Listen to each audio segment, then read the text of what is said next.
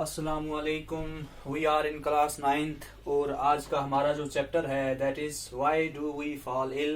It's from biology portion.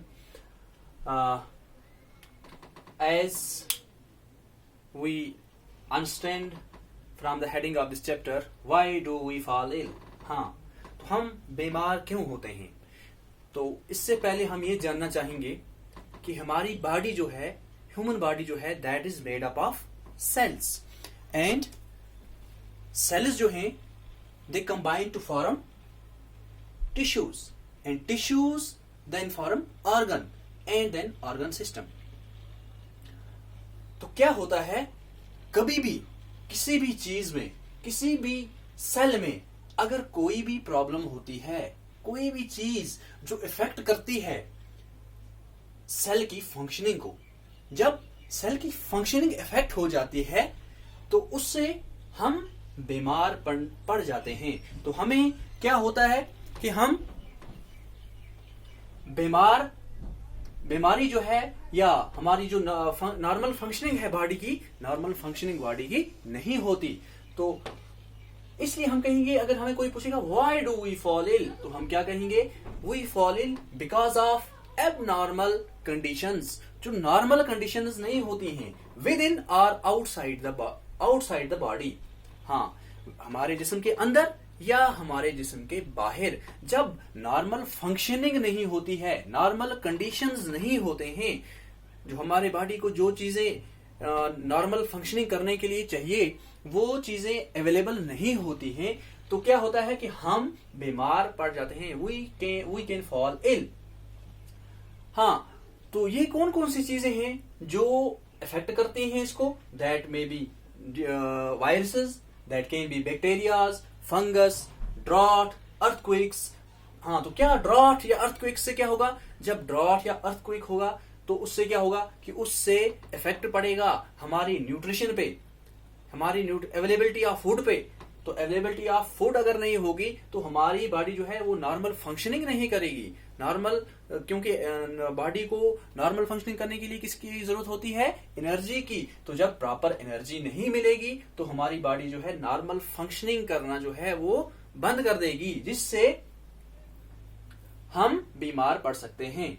हाँ, अब क्या होता है, हेल्थ क्या होती है? Health is effective functioning, effective thinking, effective speaking, effective attitude, good attitude. That is health. Health is state of being well. हाँ, लेकिन ये well क्या होता है? that should be physically well, that should be mentally well, and that should be socially well. हाँ, so when a person is physically, mentally and socially well, we can say that the person is healthy. हाँ, हम किसी बंदे को कब कहेंगे कि ये पर्सन जो है वो हेल्दी है? जब वो क्या होगा, उसकी इफेक्टिव थिंकिंग होगी, इफेक्टिव स्पीकिंग होगी और उसकी जो फंक्शनिंग होगी वो भी क्या होगी? इफेक्टिव होगी। हाँ, वो वेल होगा physically, mentally as well as socially. तो जब ये सारी चीजें किसी इंसान के अंदर होंगी, हाँ, किसी चीज के अंदर होंगी, तो हम कहते हैं दैट इज हेल्दी। अब ये हेल्थ जो है इसे कौन कौन से फैक्टर्स डिटरमाइन करते हैं? There are so many factors that determine our health. They can be personal as well as community. Personal, कुछ चीजें पर्सनल होती हैं जो डिटरमाइन करती हैं हमारी हेल्थ को। What are those are exercise determines our health. That is my personal choice. अगर मैं एक्सरसाइज करता हूं तो मेरी जो हेल्थ है वो अच्छी रह सकती है। That is not affected by any other person's wish. हाँ, ये इफेक्ट नहीं करती कि दूसरा बंदा जो है वो एक्सरसाइज करता है या नहीं करता। मेरी अपनी मर्जी है कि मैं एक्सरसाइज करूं या ना करूं, ये मेरा पर्सनल चॉइस है।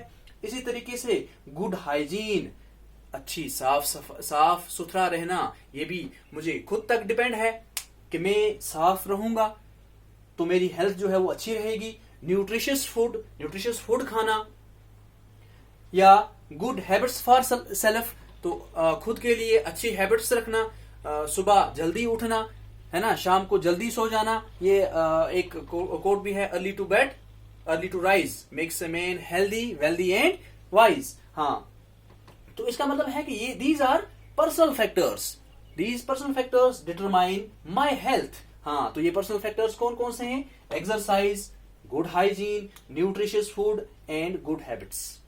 इसी तरीके से there are so many other factors, but those factors are community factors which determine our health. Those factors are garbage on street. हाँ, तो ये कम्युनिटी का इश्यू है कि कम्युनिटी वाले जो अपना गार्बेज है वो कहाँ पे डालते हैं, क्या उन्होंने कोई डंपिंग साइट जो है वो रखी हुई है या स्ट्रीट में ऐसे ही फेंक देते हैं। ये मेरा जो कंट्रोल इस पे है वो बहुत कम है, महदूद है। मैं अपनी जो गार्बेज है वो वहां नहीं फेंक सकता, लेकिन मैं दूसरे को नहीं रोक सकता कि वो अपनी गार्बेज जो है स्ट्रीट में क्यों फेंक रहा है।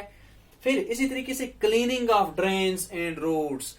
If roads are clean, if our drains are clean, there are less chances that our health is affected. इसी तरीके से good jobs. हाँ, how is good jobs a community factor which determines our health? हाँ, because of good jobs we can get nutritious food. हाँ, हमारी economy जो है वो बढ़ सकती है, और जब हमारी इकोनॉमी अच्छी होगी तो क्या होगा, हमारी फूड जो है we can get nutritious food. इसी तरीके से harmony around us. If there is harmony around us, our health is good. अगर सभी लोग जो हैं प्यार मोहब्बत से रहते हैं तो हमारी हेल्थ जो है वो अच्छी होगी, उस पे पॉजिटिव इम्पैक्ट पड़ेगा। अगर लोगों में आपस में इत्तेफाक नहीं होगा तो झगड़े होंगे, तो उससे क्या होता है, तो उससे हमारी इफेक्ट ये हेल्थ जो है वो उस पे इफेक्ट पड़ता है। इसी तरीके से डिजीज। अब डिजीज क्या होती है? अभी तक हमने जाना कि वाई हम बीमार क्यों होते हैं, why do we fall ill, because of abnormal conditions. हाँ, तो और उसके बाद हमने क्या पढ़ा कि अगर एक सेल की नॉर्मल फंक्शनिंग में कोई भी इफेक्ट हो जाता है तो उससे हम बीमार पड़ सकते हैं। और उसके बाद हमने पढ़ा कि हेल्थ जो है वो क्या होती है, हेल्थ होता क्या है, health is state of being well. हाँ, फिजिकली, मेंटली एंड सोशली। तो उसके बाद हमने पढ़े कुछ फैक्टर्स जो डिटरमाइन करते हैं इस हेल्थ को। हमने ये जाना कि हेल्थ को डिटरमाइन करते हैं personal factors as well as community factors. हाँ, तो पर्सनल फैक्टर्स में exercise, good hygiene, nutritious food. Community factors में garbage on streets, cleaning of drains, good jobs, harmony around us. तो अब ये डिजीज होती क्या है, what is this disease? How we know that there is a disease inside our body? हाँ, as the term indicates itself, dis-ease. Dis-ease. That means something is not at ease. Everything is not at ease. हाँ, तो ये हमें कैसे पता चलता है कि जब भी कोई डिजीज होती है तो उसके कुछ सिम्टम्स आते हैं। सिम्टम्स क्या होते हैं? सिम्टम्स होते हैं इंडिकेशंस। हाँ, तो हमें बुखार हो जाता है, हमें loose motion, cough, headache, fever, ऐसी जब चीजें होती हैं तो हम कहते हैं that there is something, there is a disease. हाँ, कोई डिजीज है, लेकिन वो डिजीज क्या है, वो हमें कैसे पता चलता है उस डिजीज के बारे में? उस डिजीज के बारे में हमें तभी पता चलेगा जब हम डॉक्टर के पास जाते हैं। तो डॉक्टर क्या काम करता है, वो एनालाइज करता है, डिटेल्ड एनालिसिस करता है हमारे इन सिम्टम्स की, जो हमें जो सिम्टम्स होते हैं। अगर जैसे कि हम आज जानते हैं कोविड-19 चल रहा है, तो इसके सिम्टम्स क्या होते हैं? इसके सिम्टम्स क्या हैं? कफ है, फीवर है, सोर थ्रोट है। हाँ, तो ऐसी सिम्टम्स जब होते हैं तो हम जब डॉक्टर के पास जाएंगे तो डॉक्टर क्या करता है, एनालिसिस करता है। हाँ, फीवर जो है, फीवर बहुत सारी इसके कारण भी हो सकते हैं, तो डॉक्टर डिटेल्ड एनालिसिस करता है ये फीवर जो होता है आपको कब होता है, सुबह के टाइम ज्यादा होता है, शाम के टाइम ज्यादा होता है। तो उसके बाद वो एनालाइज करता है कि नहीं, ये जो फीवर हो रहा है ये इसका कारण जो है ये ऐसा हो सकता है। इसी तरीके से जैसे मैंने आपको अभी कोविड-19 के सिम्टम्स कहे, तो इसका पता कब चलता है? ये सिम्टम्स तो नॉर्मल फ्लू के सिम्टम्स भी होते हैं, लेकिन ये पता तभी चलता है जब लैब में टेस्ट होता है, वहां पे कोरोना वायरस पाया जाता है, तो तब हम कहते हैं that this person is affecting from COVID-19, that this is affected from COVID-19। हाँ, ये कोरोना वायरस 2019 से इफेक्ट हुआ है, जब उसमें वो वायरस पाया जाता है, जब वो उसका टेस्ट होता है।